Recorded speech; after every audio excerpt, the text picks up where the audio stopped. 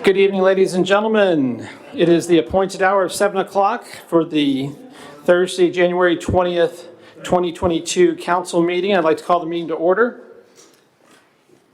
Our first item of business, if you all will please stand and join me in the Pledge of Allegiance. I pledge allegiance to the flag of the United States.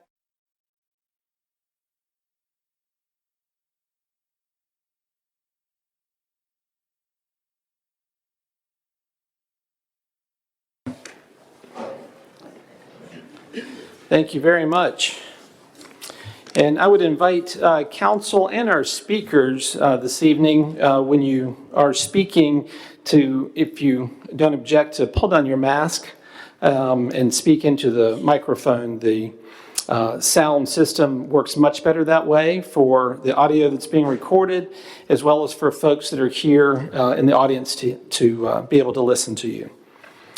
Next item on the agenda is consideration of the agenda. I believe there's an addition of a presentation, maybe, if Jamie Gooden makes it. Don't see him, okay. And is there anything else to add or modify on the agenda? Very good.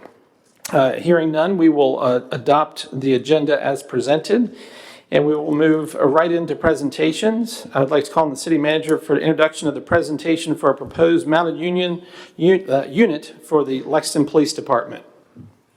Thank you, Mr. Mayor. The Chief of Police is with us this evening, as well as members of the Mounted Unit Foundation Board, and they would like to provide information on the possible addition of a mounted unit to the Lexington Police Department. Obviously, this is a presentation, so there is no consideration for approval. What would be helpful to the individuals involved is if you would just indicate you'd like to see them continue to explore this potential addition to the department, and also begin some public, some publication or get information out to the public so they could even begin fundraising. They don't want to go out to the public if City Council says, no, let's stop here. So if you're comfortable saying move forward, that's what they're hoping to hear tonight, and I will turn it over to the Chief and her assistants in the presentation. Chief, welcome, and I'll ask you to turn that. Thank you. Yes, sir. Good evening, Mayor Friedman, City Council members, and City Manager.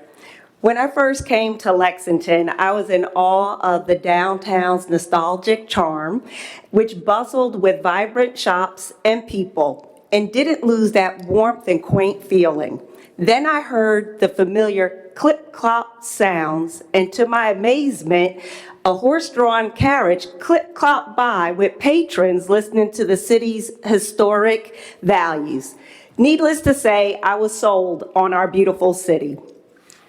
Soon thereafter, I learned about the Horse Center and the national crowds drawn to this venue, and immediately thought of all the great benefits a police mounted unit would have, not only for the city, but the police department and the entire area.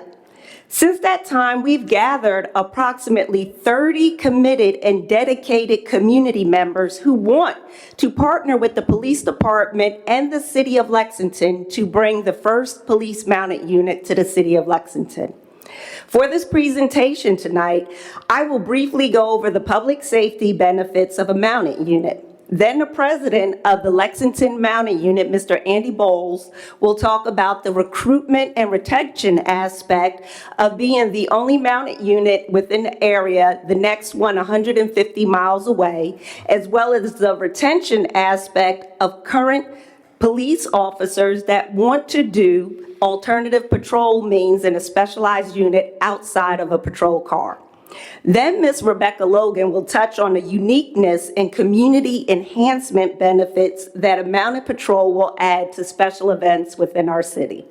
So as to the public safety aspects, in law enforcement, we always train and prepare for the worst, but hope for the best. A mounted unit will provide the department with unparalleled resource for crowd control, search and rescue missions, as well as immediate de-escalation of tense situations that will reduce the likelihood of injury to citizens and officers. Due to the 10-foot height advantage of a mounted unit, their level of surveillance and site coverage is unrivaled. At any event with large crowds, they will serve as surveillance, intelligence gathering, and crowd control. A mounted unit can quickly switch modes from pomp and stance in a parade to emergency response for diffusing a situation and separating crowds with techniques known as barriers and moving walls. But more importantly, the mere presence of a mounted unit tends to quell and gain compliance from individuals who do not want to challenge a horse. Additionally, due to the height and sight advantage of a 10-foot officer on a horse, they are excellent tools for locating missing individuals and searching in large terrain areas. These same benefits would make our mounted unit an asset called upon for assistance from other neighboring law enforcement agencies so we can provide our expertise and protection of citizens that go beyond the City of Lexington's limits. Furthermore, a mounted unit will augment our existing patrol staffing. Mounted officers will perform the same duties and functions as police officers in vehicles. They will just utilize a different form of transportation that does not require gas. But research has shown that a mounted officer equates to 10 to 12 officers due to the height advantage and visibility of the mounted patrol officer being observed by citizens from a long distance creates a sense of security, protection, and criminal deterrence. This height advantage also allows officers to see over fences and into backyards to further deter and prevent property crimes, as well as the mobility to travel through our narrow streets and alleyways. Lastly, in our current social climate, law enforcement departments need to take advantage of every possible innovative program that can improve positive engagement with our community members. Horses are goodwill ambassadors and natural magnets for people of all ages. Individuals who may be hesitant to speak or spark engagement with a uniformed officer instantly find themselves drawn to an officer on a horse and quickly engaged in conversation. From that moment on, citizens quickly realize the humanness of an officer and their genuine qualities. Not to mention our endeavors to attend school events, special events, and more importantly, partnering with professionals to provide therapeutic programs for individuals who may be experiencing mental health, trauma, or physical disabilities. This spans across the ages of young to mature citizens. This will enable our officers to not only bond with our citizens outside of traditional law enforcement roles, but improve their quality of life and overall health.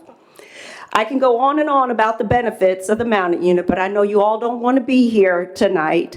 So I will pass the torch on to our president, Mr. Andy Bowles. Thank you, Chief. Welcome, Andy. If you could state your name and address for the record, please. My name's Andy Bowles. I live on Turkey Hill Road in Rockbridge Bus. Recently moved here and own a new business that's starting up here in town, running private ambulance companies. My background is I've run events at the Hall Centre for a number of years. I own all the cross-country events that run at the Hall Centre. When Chief Green asked me to look at joining the board, I was looking at, well, what do I bring to the table? I have an equestrian background, but I have an extensive corporate background and business management background. And what I wanted to look at with how we do this is, other than public safety and things like that, what are some of the true advantages that add some dollars? And COVID has turned our world upside down.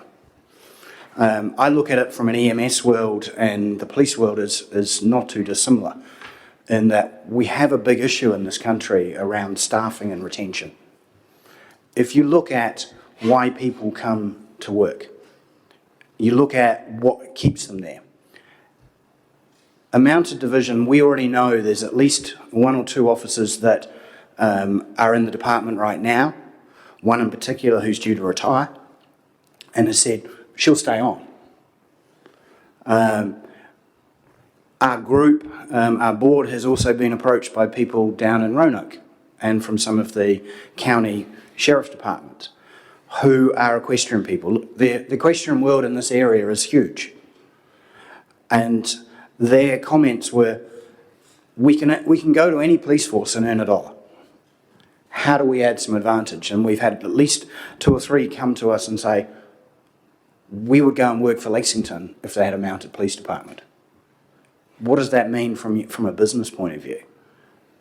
Simply, if those people are already sworn officers in Virginia, and you have vacancies, which I know the chief had when she first turned up here, each vacancy, and we talked to the city manager and we tried to put some numbers to this. So if you've got a vacancy and you're filling it from someone who's not a sworn officer, you're talking 9 months training, where you're paying them for 9 months before they're active. If you can bring someone in and this adds you some benefit because they want to come, because they want to be part of a mounted police, and those people are out there, especially in this area where equestrian is huge. As we say, we know of some already. So the saving to you guys if I look at it from a business point of view, if you can bring on in the next 2 or 3 years, even if you brought on 2 officers, you're probably saving yourself $100,000. So there is some numbers in there. I'll finish off the presentation at the end and we'll talk about fundraising and annual cost. And we'll show that actually from a financial commitment, there's some, in my opinion, it's a no-brainer. But I'll let you guys, and we'll finish up in a minute. Thank you, Andy. Rebecca, welcome. If you also state your name and address for the record, please. For the record, I'm Rebecca Logan, the Executive Director of Main Street Lexington. My address, did you say it? Yes, ma'am. 1315 River Road, Buena Vista, Virginia, 24416. I'm actually here because I am on the board of the potential mounted unit group. Because Main Street is so much involved with so many activities downtown and we host many events, as you all know, I have stepped forward to be the community outreach person on the board. And of course, from the Main Street perspective, because we do so many events, you all know there's a whole bunch that I can list, but there's also other organizations that host events, downtown parades, races, other fundraising events. So we work directly and on a consistent basis all through the year with our police department. We feel that the mounted unit would be not only an added safety measure, it could also be a welcoming and positive ambassador program, as Chief Green has stated. It's the added visibility of an officer on horseback can provide to business owners and citizens, especially during an event, the perception that the officers are right there and they can be seen, they're in the vicinity, which is not always the case when you have a very large crowd at an event. Most of the folks don't know where the police cars are. Lexington has always been a horse community, so this isn't a big stretch. We have, this unit could bring a level of community engagement between residents, visitors, and our police department, as Chief Green said. And we already have a business in town with horses that I have witnessed visitors and residents adore. So we're all for it. This mounted unit really would complete the nostalgic aspect of our downtown if we want to take it that far, adding a quaint but vibrant policing that's usually seen in larger cities. So at the moment, you all know that our police department is short-staffed. Janie, I want you to listen to me. Every time we had to ask for a street closure, She and I winced because we knew we were taking police officers off of their days off and bringing them downtown to provide safety for our events. So there was pressure there. So I want to just close and say, if this unit can help attract and retain experienced officers while providing a level of security, Main Street Lexington supports the concept, and we're committed to helping it become self-sustaining should we get to move forward with the project. Thank you. Thank you, Rebecca.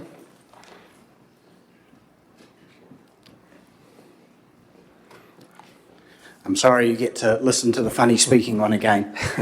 I just want to sum up and talk a little bit about fundraising and annual cost. So the group that's been formed consists of a number of different people across the community. We've got specialist people with equestrian background. We've got people with fundraising background on the board.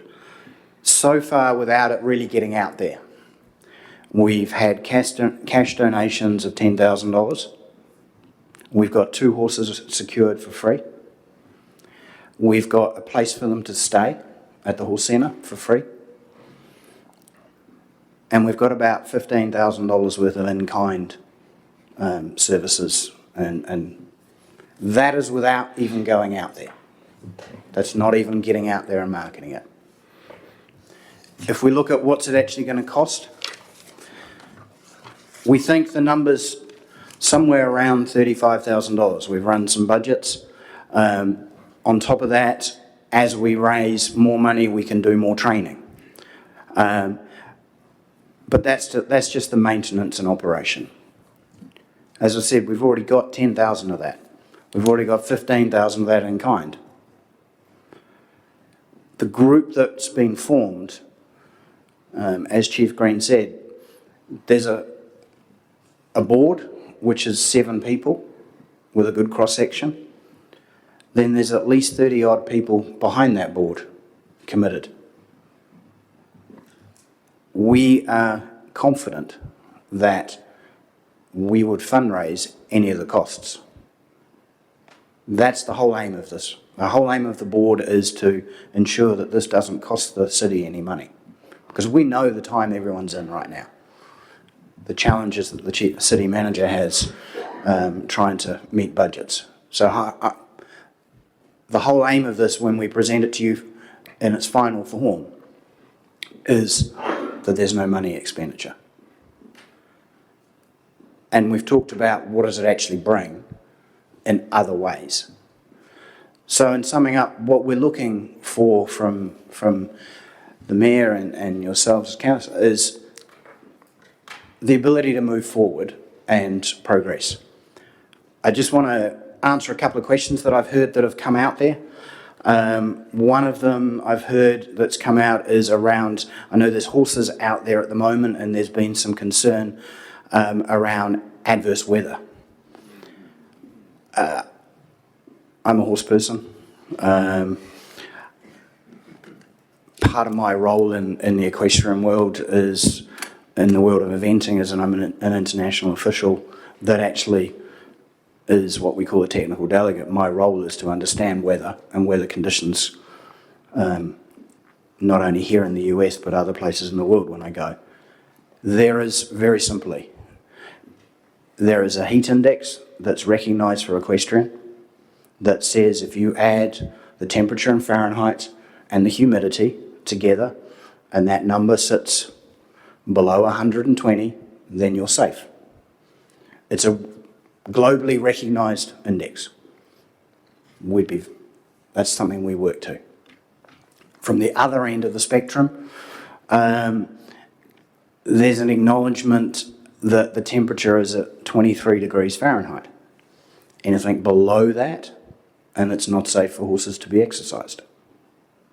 Again, a lot of research done on these topics, in particular last year with Tokyo 2021, 22, whatever you want to call it, because of the adverse weather there. With my other hat on, I have access to all of that. So we will have some very strict criteria around so that the image out there to the public is maintained. One of the other ones is that I believe was out there was we've had the horse centre commit to housing. What happens if the person that's at the horse centre moves on to another role? We've already been in discussion with the horse centre.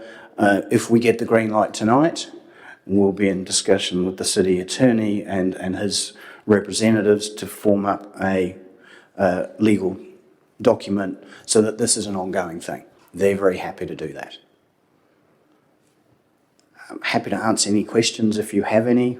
We'd love your green light to actually get out there and move it to the next step before we come back to you with a definitive budget, so we know we can prove to you it's not going to cost you any money. Andy, first and foremost, thanks for participating and providing the presentation this evening and the efforts of the whole group that are supporting of this. I feel very confident that council will have some questions. And again, our piece tonight is if council has objections to this group forming and moving forward with a mounted unit, that should be expressed tonight. So I would ask council, what questions do you have at this point for Andy or any of the other participants in this presentation? Dennis. I have one. I'm very excited about this project. I think it's great. But I am curious, if you move forward with this project, Chief Green, how many officers would likely be involved in it at any given time? So we're looking for Chief, if you could step up because we're recording the meeting and for anyone who's listening in later to be able to hear you. Yes, sir, I apologize. We're looking for 2 officers. We know that Sergeant Paget is definitely one that is a very experienced rider. We have a potential one, Officer Dreeland, who expressed interest early on. She rode at VMI Equestrian Program. She just went back to patrol, so she's excited about that, but we will cross-train her as well. But potentially 2 that already have experience will start off this unit. Thank you, Chief. I'm also excited by the concept. Chief Green, could you mention just and share your experience, because you've previous departments where you have been chief, you've had a mounted unit, so this is not something new for you, correct? Correct, sir. So in the city of Richmond, there's a mounted unit, which I was an officer at for 15 years. City of Portsmouth has a mounted unit. I was the assistant chief and chief of police, overseeing the mounted unit. When I was the assistant chief, the mounted unit in Portsmouth was directly under me, and obviously as the chief of police in Portsmouth. Personal knowledge of knowing applicants, police applicants, when they were looking for police departments to apply to, would specifically apply to Richmond and Portsmouth because these officers had a desire to advance onto the mounted unit. So that was definitely an attraction for individuals when they were looking for police departments to go to. Thank you. Thank you, David. Ms. Alexander. I don't really want to talk money because it kind of calms things down too much because I want to give my green light to this. But what research has been done to consider what the insurance liability coverage would be? So we've looked at 2 sides of insurance. The liability insurance, as far as if someone gets injured with one of the police horses, and talking with the city manager, that's covered within your current policy. The second part to that is the equestrian insurance. So medical and related expenditure, because you insure that, and that's within our budgets. Thank you. Any other members of council have questions? Mr. Smith. Just that I'm appreciative of the project as it's been presented. Excuse me. I'm excited if it moves forward, which it sounds like it will. And I appreciate the follow-up with the horse center, because that's a question I had for the chief, like what happens if something out there changes and getting something in place so that the horse isn't kicked out of the stable, as it were. So I appreciate the follow-up on that in such quick fashion. Thank you. Mr. Alligood. It's, in a conversation I had with Chief Green, she mentioned, just as a point of clarification, that the city will not own the horses. So what we have right now is the horses that have been donated to the group or proposed to be donated. The ownership will stay with those people, but it will be a non-monetary lease. So when the horse, if for instance the group disbanded at a later date, those horses would go back to their current owners, so there'd be no obligation to keep them going forward. Excellent. Any other questions from council? Ms. Strawn? I'll just make a comment. When this was first presented, I was concerned about the financial piece and about whether it would pull resources from the department, but learning more about it, it does just the opposite, and it does sound like a great recruiting tool. It was always evident that'd be something great. It's a great fit for Lexington. Like Rebecca said, we're a horse community, and it brings a new added dimension to downtown. So I fully support this and hope that you will move forward with the fundraising on it. And appreciate all the work that the committee has done. Thank you, Leslie. Hearing no objections, I would say a bright green light to you and your committee. And I wasn't aware of the chief's background and experience with these, so very excited the synergies that are coming together that will make this abundantly successful, and look forward to your future endeavors and supporting it along the way. Thank you very much. We've got a great group here, and we'll make it work. So thank you. Sure. Thank you, and welcome to Lexington. Thank you. The next item on our agenda is a minute in history. I'd like to call on Eric Wilson. And while Eric's coming, I'll just, Jamie Gooden did arrive, and so we will have a third presentation from Jamie, which will be annual report from the Planning Commission. Take it away, Eric. Right. I drop mask. Eric Wilson, Rockbridge Historical Society, 823 Thornhill Road, Lexington. Good evening, one and all. When Mayor Friedman and I spoke a couple weeks ago about settling on this date, we discussed finding something to say about Dr. King's legacy, given the proximity to the holiday. Lexington is among those communities that has a canon of stories of, what you call it, after-the-fact close misses of having Dr. King here. I did not visit here. In 1961, a faculty committee proposed an invitation to Washington and Lee, which was denied by the Board of Trustees. But in the 50 years that followed, and certainly with the acceleration in the 1980s with the federal King holiday, churches, universities, schools, cultural institutions have brought different kinds of celebrations, different kind of commemorations to life in the community and in our schools. 5 years ago, the Martin Luther King Community Parade has taken its place in a long history of commemorative traditions in this town. And so that's something, even though it didn't happen this year because of the weather and good public safety concerns and preparations, I just briefly want to situate that in a longer tradition in which we might think how there are some earlier histories in which we could see this beyond some of the usual expectations about public memory in our community. King was certainly known most for his moral leadership and for his words, which is why I teach his speeches in an English class and not just in a history class. But he's certainly known for the marches that he helped organize and lead as well, and that's what I want to focus on here. In lieu of AV, this is my AV, and I will get to Janie this picture article. You may have seen it. But the photograph here is exactly 100 years before the Care Parade set off. This is 1917. This is, I always struggle with the name, Grand United Order of Odd Fellows, African American Lodge, that was at the corner of Jefferson and Main.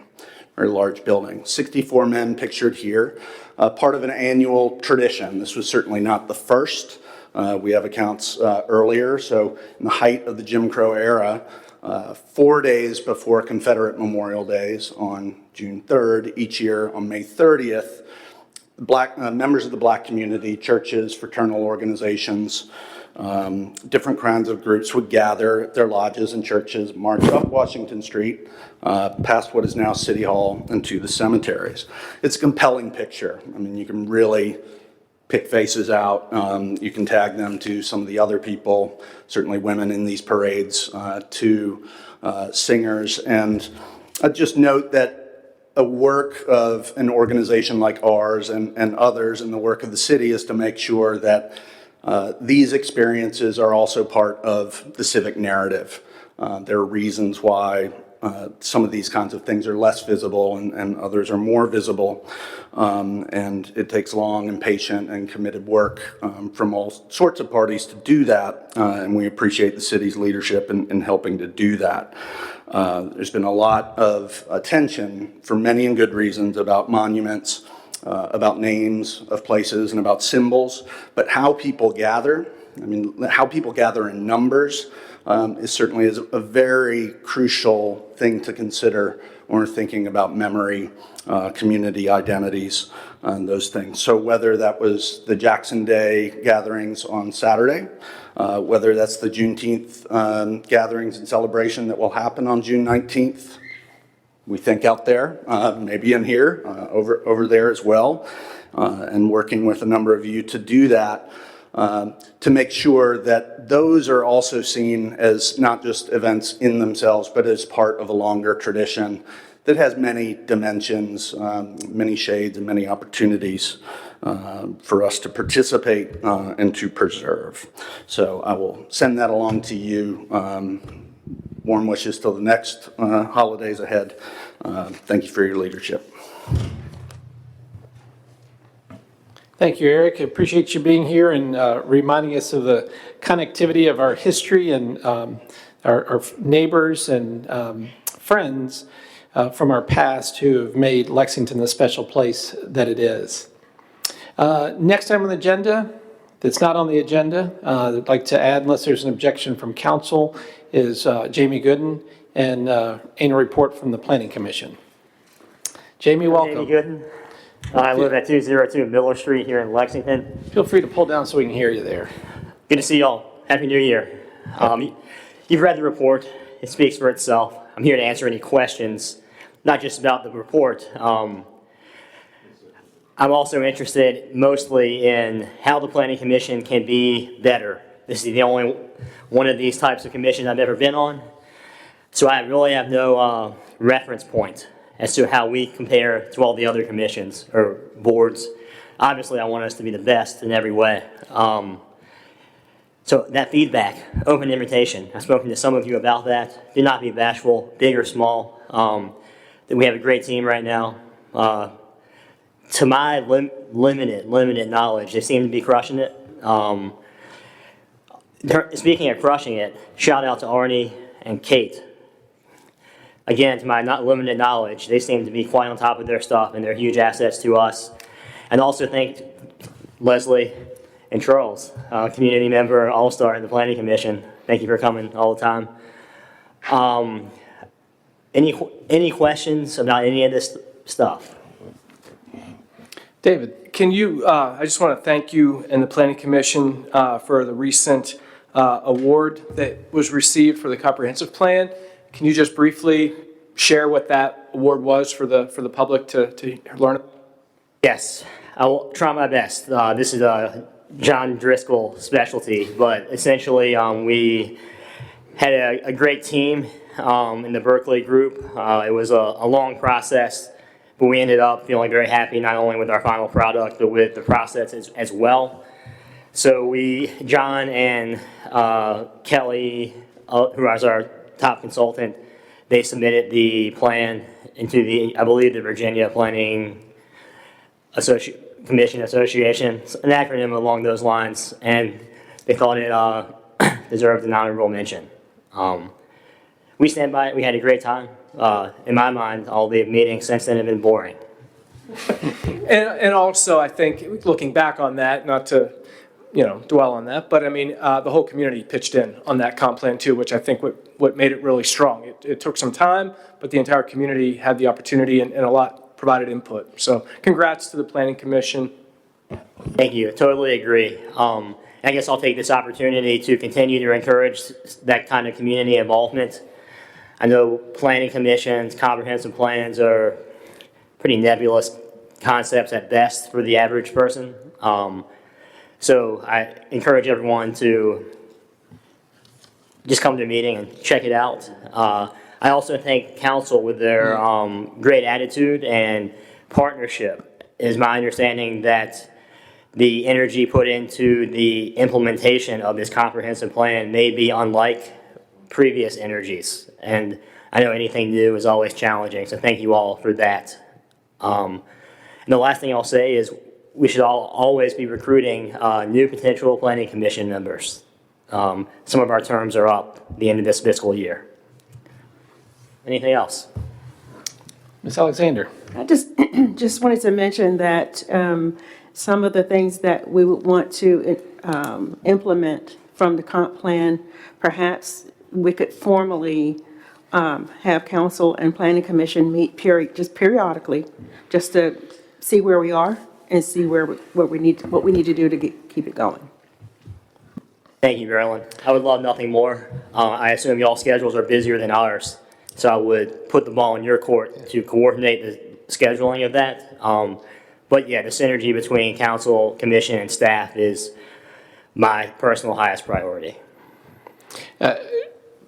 In giving feedback, first and foremost, thank you for your service and thank you for the achievements that you and the team have made. As David pointed out, I think back to, I think it was a cold winter day when we all gathered at VMI and at tables and we're all looking around at each other going, what are we supposed to do? And to go from there to an award-winning comp plan, congratulations. Looking a little more meaty circumstances, a couple things that, observations I would make. To me, it's always critical and very important that we understand our processes. When we look at the Planning Commission, look at City Council and city operations, being consistent with how we approach things and have a roadmap of how we're going to address them is really, really important. We have two very significant factories in town, in Washington and Lee and VMI. VMI, from a zoning standpoint, we don't have a lot of say. With Washington and Lee, we do, but with both institutions, we need Planning Commission to be very abundantly clear and understanding that institutional creep needs to be very controlled and understood so that we do not lose the 2.5 square miles that we have and become two campuses. And to that end, I know Washington Lee is bringing forward their master plan, and so that everyone on the Planning Commission understands the process for university overlay and the master plan, how that process should unfold with the requests that Washington Lee is making for looking at their future. I think it's just really important. Forget about what the project is. You may like it, you may not like it, and that's immaterial. But the process and how it's addressed, how it's heard, how it's evaluated, and recommendations then coming to council is just critical. So with your leadership, I feel very confident we'll get there, and certainly with Arnie's experience. But when I look back at the folks on the Planning Commission, no one's been there an abundant number of years. And so that process and the expectations, that education, keep up the good work and helping people to understand. And the only other thing that I would opine is there are a lot of incredibly good ideas and neat things, but our staff is incredibly thin. And so as we have 6 members of the Planning Commission saying, hey, wouldn't it be great if we set staff out to study, research, or develop, they're 1, you're 6.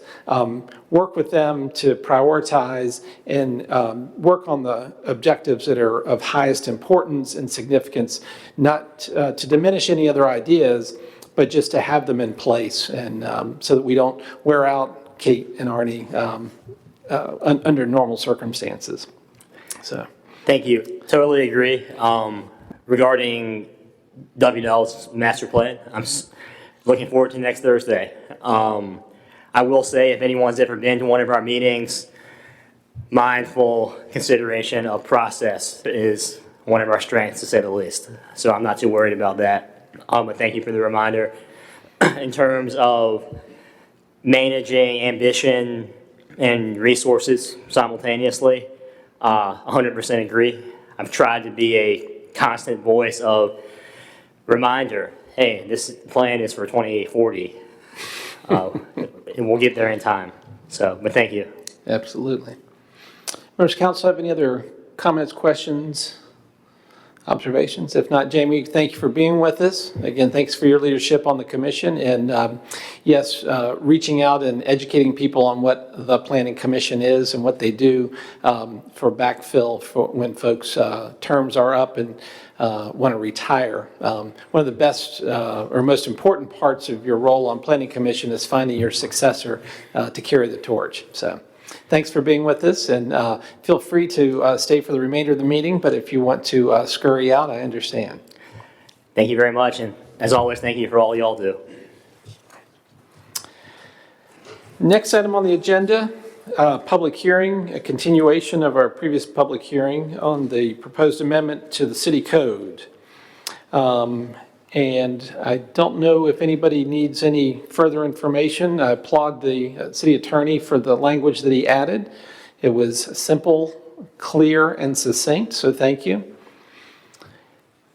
At this time, I'd like to open the public hearing. Is there anyone who would like to speak to this issue and this proposed amendment?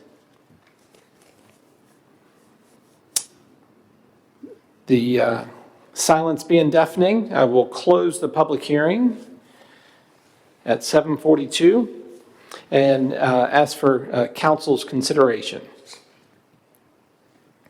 Just a quick question. I apologize for not being here for the last meeting. Can the attorney indicate exactly where the added language was placed? Thank you. That last clause of the definition of farmer's market vendor that restricts it to sales or barters made at the farmer's market. Added at the farmer's market. Thank you.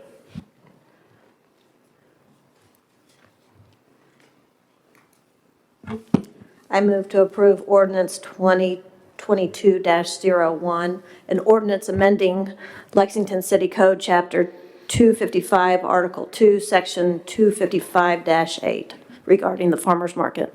Second. Have a motion and a second. Any discussion? Hearing none, would ask for a roll call vote. Mr. Smith?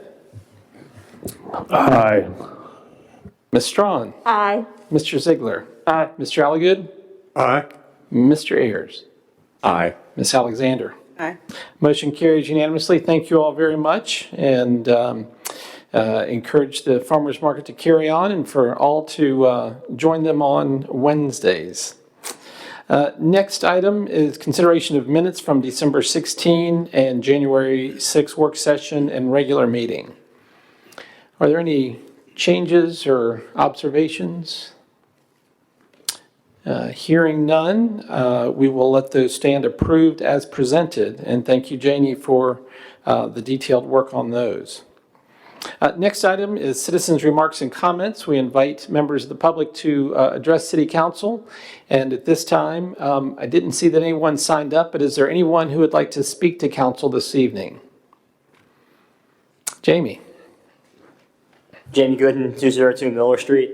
Just a quick hats off to Public Works during this fun weather we've had this week. Thank you, sir. Yes, they are short-staffed and somewhat impacted by COVID like the rest of us, but have done a great job of clearing the streets and collecting the trash and making sure things happen. I did speak with Butch this afternoon, and he wanted to assure me to get my trash out early because he was coming early to collect. Didn't want me to have to wait longer. So definitely hats off and great work to Jeff Martone and his team. Is there anyone else who would like to speak to council? Mary Ellen.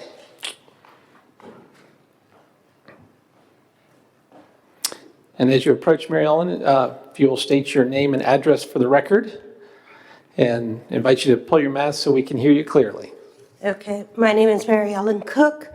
I live at 4 North Lewis Street, and I also own the house on the corner of 4 North Lewis. And when I got here in January of 1996, we're talking about 26 years ago, I was a renter at the corner house prior to my eventually buying it. And it was made clear to me at that time that in January of that year, that I was responsible for snow removal on my sidewalk. And if you know that sidewalk, it's probably 100 feet in length. It goes, it wraps all around that corner. And if you don't, and because the street itself gets tight in there, it would be very dangerous for pedestrians to walk out in the street, like we've had to do since most of the snowfall since Sunday. So I am so I am out there. I know it's going to snow. I know I need to get out there. I'm getting a little too old to do snow removal on 100 feet of sidewalk, but I've been doing it, and I'll continue to do it as long as I can. But I did have 2 visitors, because it's quiet out there on a Sunday afternoon. 2 visitors to town here because of the activities related to the Saturday activities, and then the Monday activities that have been postponed. They came in from Tennessee, and there I am shoveling snow, and they roll down the window and they say, "Hey, what is this about us?" Now, they were driving. Perhaps they tried to walk it, but there was no possibility to walk a good many sidewalks this last week.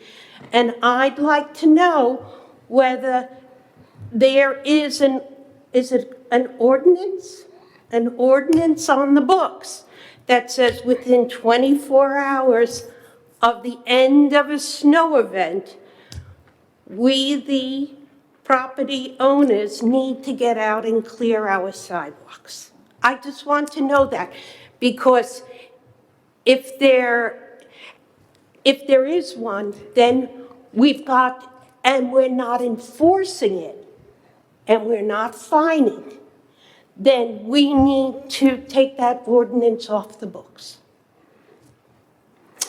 Thank you, Mary Ellen. I'll let the city manager speak to clarify what our ordinance is, or the rules of engagement. But as I recall my sweet mother saying, the joys of home ownership. And yes, it does come with clearing the snow off your sidewalk on the public street.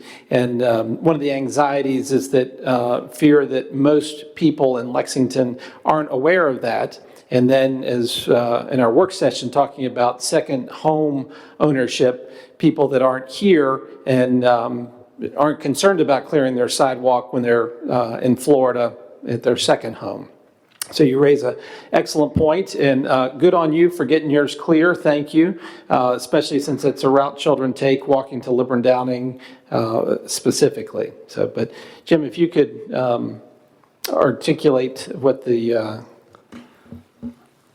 Yes, I'd be glad to. The ordinance, as the lady said, is on the books that you have to have your sidewalks cleared by the end of the storm. And I think actually it's 12 hours. I'd have to look at that for sure, but I was told it was 12.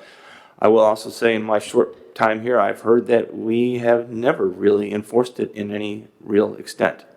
On a personal or on a professional level, I'd agree with you. If we're not going to enforce something like that, it probably should be off the books. Take it off. That would be something Something to consider. addressing to city council that, the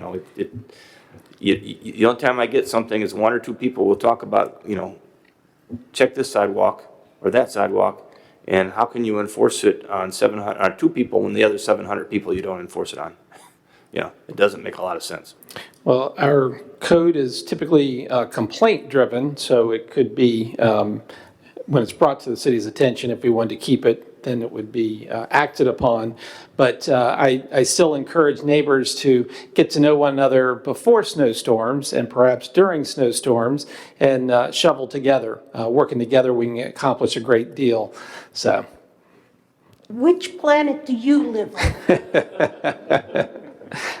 I live in my happy, optimistic world. But Okay, Frank. Mary Ellen, thank you for joining us and for bringing up that topic. Is there anyone else who would like to speak to council this evening?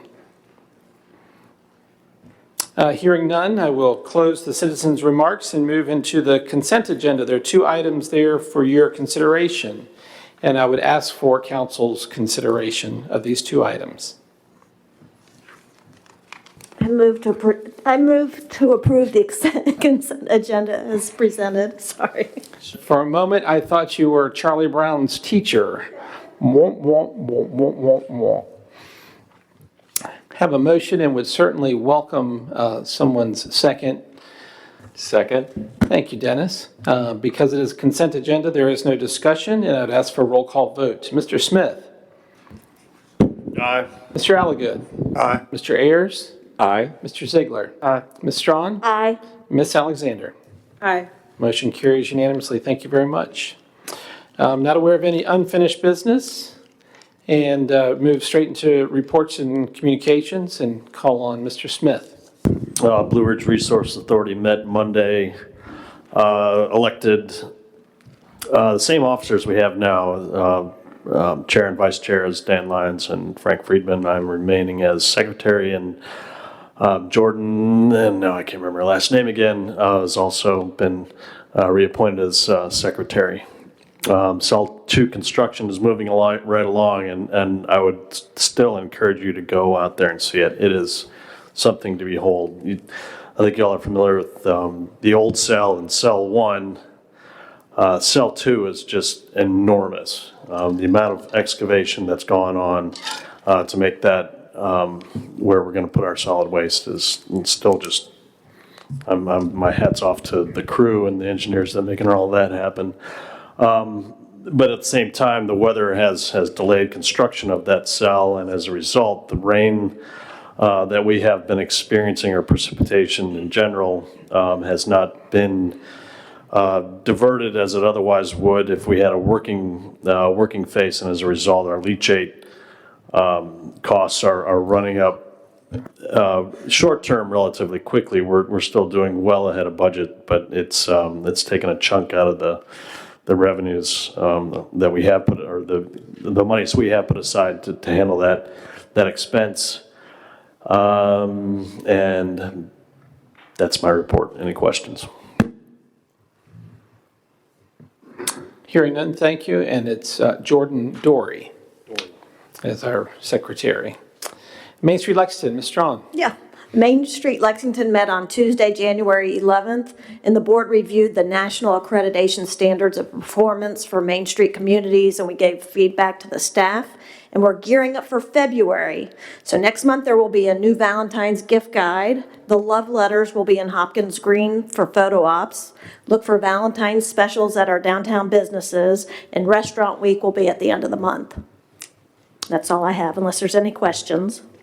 Restaurant Week will be the last week It'll in be February? at the end. Well, they haven't quite decided if it'll be the very last weekend or the week before that. So I'll let you know at next meeting exactly when Restaurant Week is. I'm Terrific. glad you're looking forward to it. Putting it on your calendar. Yes, always looking for a reason to go out to dinner and lunch downtown at our terrific restaurants.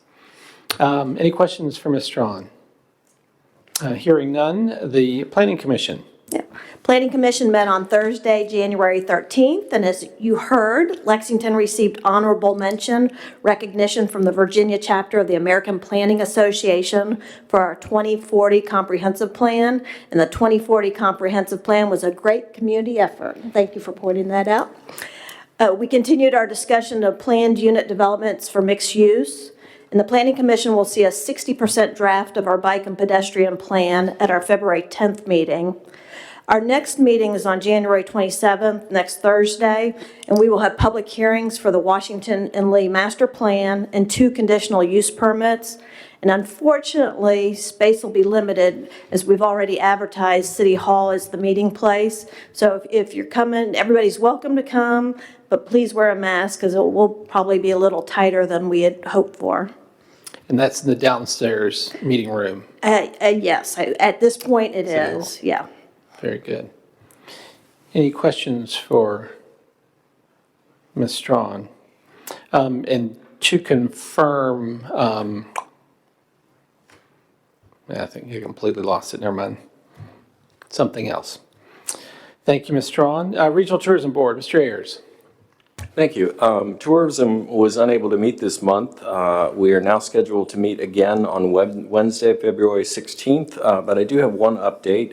Yesterday, tourism staff reached out to its 200-plus regional partners as hospitality businesses and organizations in our area and alerted them to several new grant opportunities through the Virginia Tourism Corporation.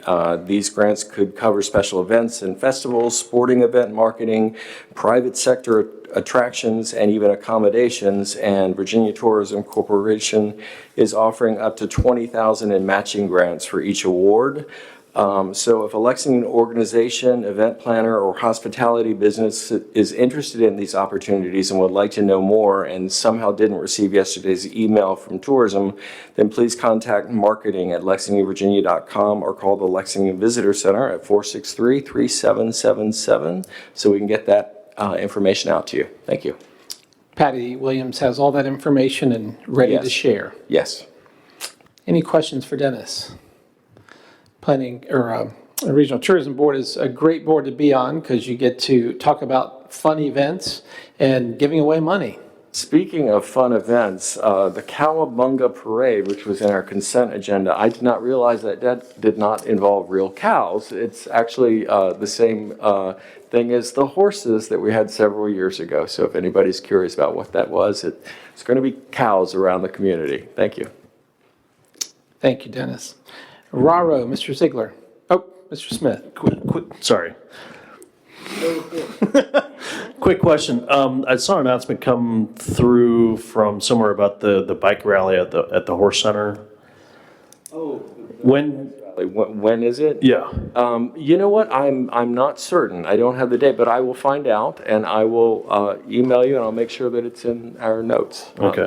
I presume it's coming up pretty shortly. And Yeah. Again, if you haven't been out there to see that event, Yeah. the amount of attendance from people from all over the country that come in and all ages, from 5-year-olds up to 6-year-olds, are running BMX bikes over dirt hills and crashing, and it's again something to behold. Thank you. Something you've never seen before. Mr. Alligood. Well, and one probably wouldn't need earmuffs.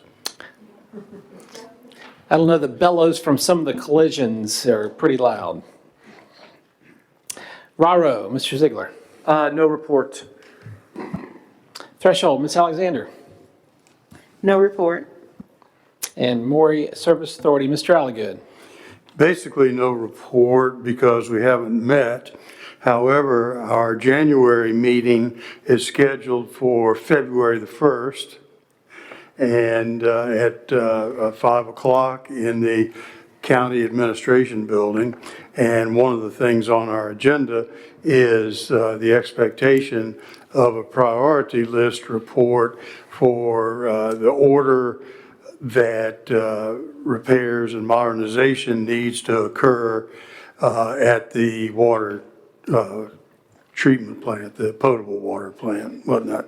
And there's still nothing happening yet in terms of reports for the wastewater. So I expect at our next council meeting, I'll be more informed about what the progress is scheduled, what the schedule of progress is going to be for the multi-millions of dollars that are proposed in the expenditure for it.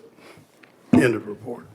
Hopefully it'll be shovel-ready and all the money will come flooding out of the federal government. Of course. Certainly. Thank you, sir. For my report, I have a couple of items. One, I think it's not too late if you haven't signed up for the February 3rd VML meeting in Richmond. That is also the night or same date as our next council meeting. But if you do want to go and take in some of the festivities and information sessions with VML, please let Janie know. And I think, congratulations to all of council. I understand everyone has their conflict of interest or statement of economic interest documents in. There are a couple of other boards that are not at 100%. And thank you all for being punctual and making Janie's job a little easier. In the event that you were trying to travel on Nelson Street between Main and Randolph today, the issue at hand was the electrical service to the box that manages all of the Central Business District's stoplights was fried.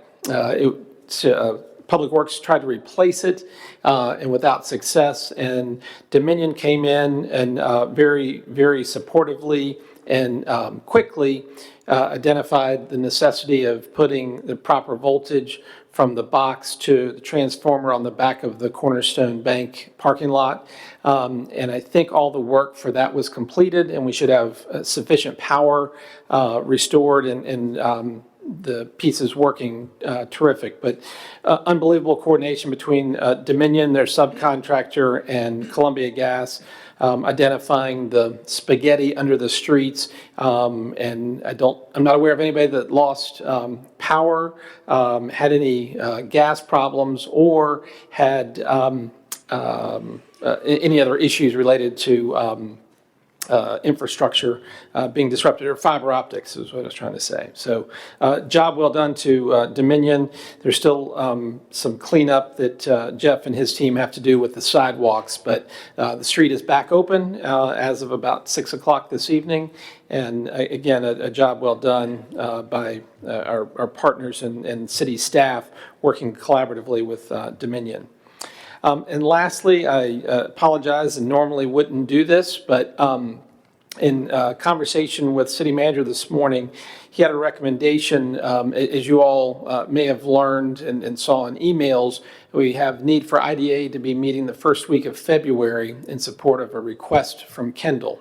Tammy Helwig has left the community and has subsequently resigned her position, and so we have a vacancy. City Manager had a wonderful thought and mentioned the name of Jake Adams, our former finance director, who is aware, experienced, and knowledgeable. And I spoke with Jake this afternoon, and he is willing to fill Tammy's seat, if it's the pleasure, with the approval of council, for a term that would currently end May 1st of 2022. And he also said that he would be willing to fill the seat that's open for the OPEB. And if you want to know more about that, we can bore you with the details later, but it's works with the finance director in managing our pension obligation within the city. But I would ask for council's consideration for appointing Jake Adams to the IDA for a term that will expire 5/1/22, and to the OPEB, I'm not sure of the dates, but to match up with our current needs. I'm having been a former member of IDA. I know the workload can be intense sometimes, and I think Jake would be a good candidate for it, and I would move to appoint Jake to the IDA and to the OPEB board. Thank you, Mr. Second. Marilyn wins on the second. Any discussion? Hearing none, would ask for a roll call vote. Oh, Ms. Alexander. Yes, if his term ends May of this year, do we need to consider him for filling the next term for that seat? I talked to him about that, and he is certainly willing, but would wait and just bring that name forward in May. Certainly, he would be a front runner, but if there's a stampede of people wanting to serve on the IDA, we would want to hear from everyone who's interested for that potential. So, but great question, thank you. Any other questions or discussion? Hearing none, roll call vote. Mr. Smith? Aye. Mr. Ziegler? Aye. Mr. Alligood? Aye. Ms. Strawn? Aye. Ms. Alexander? Aye. Mr. Ayers? Aye. The motion carries unanimously. Thank you all very much, and thank you to Jake for continuing to be involved with our city and its operations. Next, I'd like to call on the city manager. I'll take a bye and let the meeting go quicker tonight. That's what I call a no report.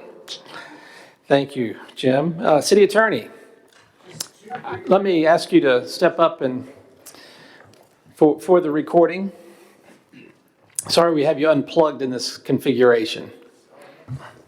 So 2 quick items. The closing on the VDOT property has been postponed or set off, I guess, into the back burner. We got an email from our contact with VDOT that the Attorney General's office has been swamped in the month of December with transactions, and we are somewhere in their stack that they will be getting in touch at some point. So that was originally, we were told, I think back in October, that it was going to be in January. It is not going to be in January, but once we hear actually from the AG's office, who I think will hopefully have a better sense of their timing, I'll let y'all know when that gets put back on the calendar.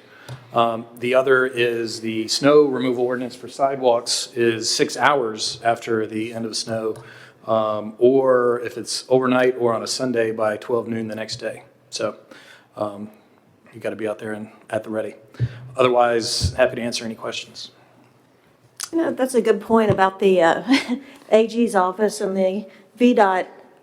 Will that be handled by an attorney, I assume, in the AG's office? Yeah, I would think so. Preparing the deed, doing the settlement packet. Okay. They'll be doing, I'm assuming, most of that work as the They seller. fired everybody in that office and? That potentially, I did think even before that might be an issue. Okay. Because I know it was some attorneys and some staff. Like 30. Yeah, 30. So I don't know sort of what percentage, how big the staff is, but I'm sure that's not helping. Yeah, it could be a significant delay. Yeah, depending on who was assigned, who had this project and whether or not they're still there for sure. Thank you. Mr. Alligood. I have a question about a different thing, but about something that's been reported a while back, and that's the opioid thing. I remember reading somewhere that the settlement negotiations went upside down in that. And so where do we stand on the upside down part? Is it right side up yet? No, it's still upside down. I think folks are working to get it right side up, but that was one of the sources of settlement funds. There are others, 3 or 4, that are still proceeding as expected. But essentially, that was the judge who was overseeing the bankruptcy of Purdue Pharma. Well, the bankruptcy judge approved the settlement. The district court judge oversees the bankruptcy and can take the action she did, which was to overturn that and deny the settlement. So now the issue is what other configuration can they come to? But from what I've read, the plan is still to get some agreed settlement. It's just a question of what those terms are going to be and whether or not they can extract more money from the Sackler family individually. And what the calendar is. Yep. Yep. Thank you.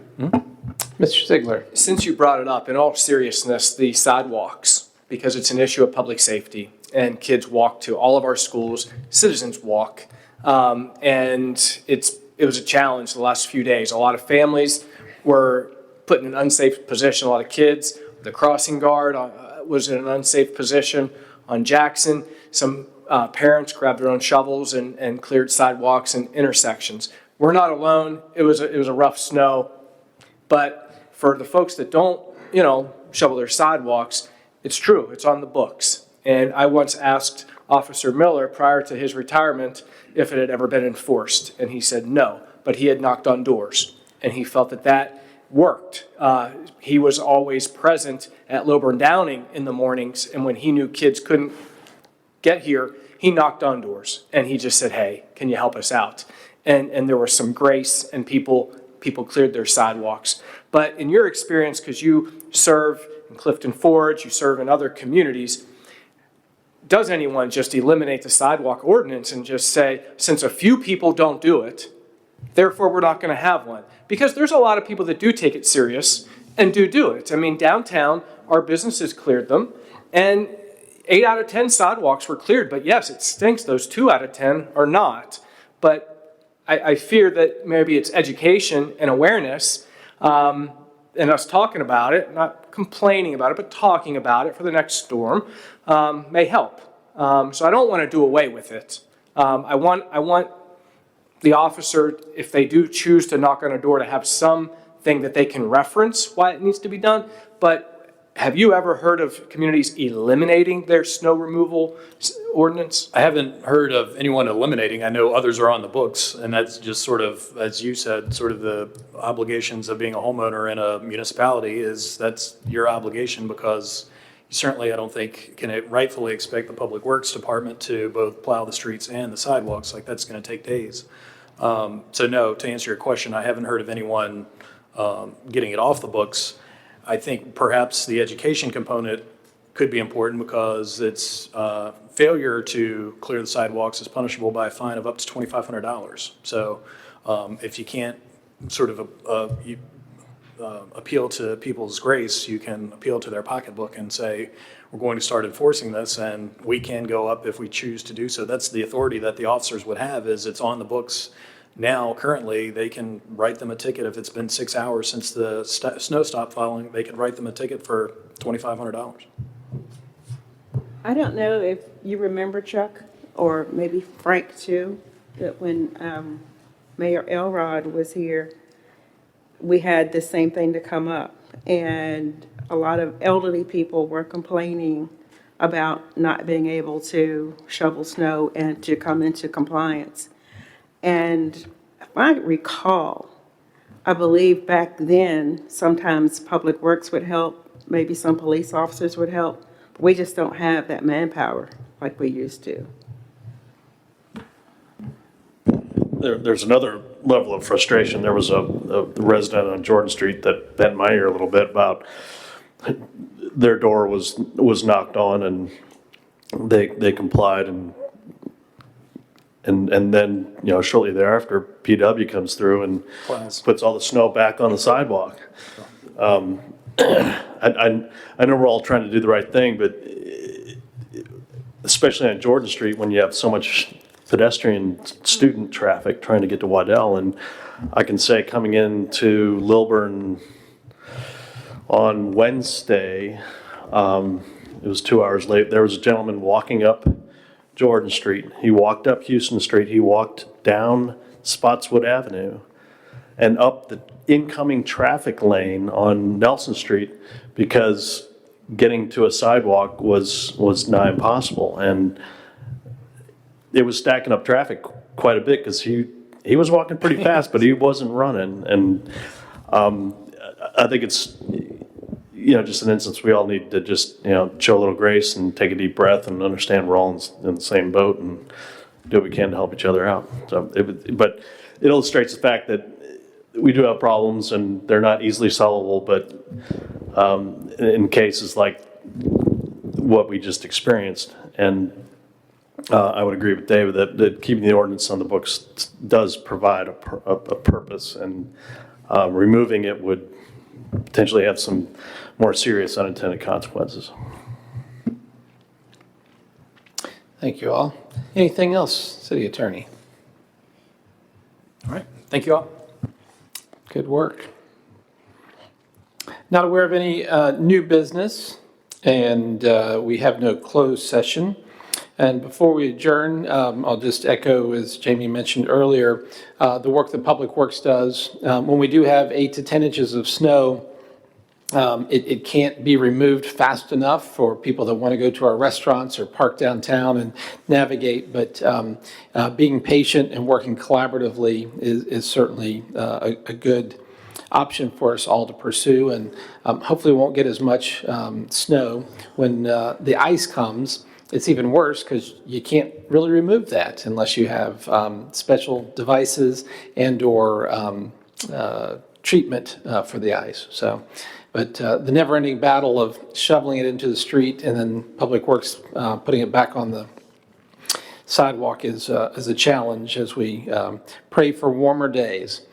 There's nothing else to come before council this evening. We will stand adjourned. Thank you all very much for your time and efforts, and we'll look forward to seeing you on February 3rd.